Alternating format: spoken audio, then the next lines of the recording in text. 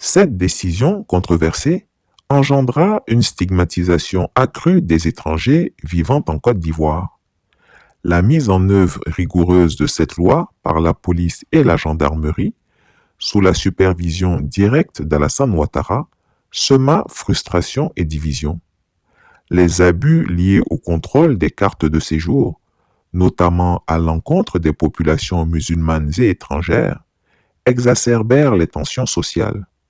Des incidents, tels que les violences survenues à la grande mosquée d'Adjamé, illustrent l'ampleur des dérives. Le président Félix Houphouët-Boigny, homme d'ouverture, avait toujours favorisé la cohabitation harmonieuse entre les peuples de la sous-région, accueillant dans son gouvernement des figures aux origines variées.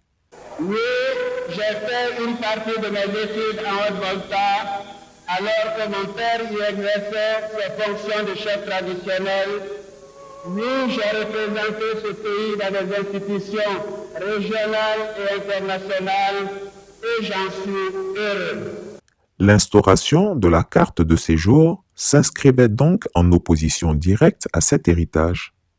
En remplaçant l'intégration par la taxation et le harcèlement, Alassane Ouattara alimenta un discours xénophobe que d'autres politiciens exploitèrent plus tard. La création de la carte de séjour ouvrit ainsi la voie à la doctrine de l'ivoirité. Les frustrations engendrées par cette mesure amplifièrent les sentiments anti-étrangers, posant les bases d'une division nationale. Si Henri Konan Bédié est témoin de la manifestation de l'ivoirité, c'est bien Alassane Ouattara qui en traça les contours par ses actes. Être ivoirien, c'est décider de se reconnaître dans le peuple ivoirien, dans son histoire, sa culture et ses valeurs fondamentales, pour réussir le saut formidable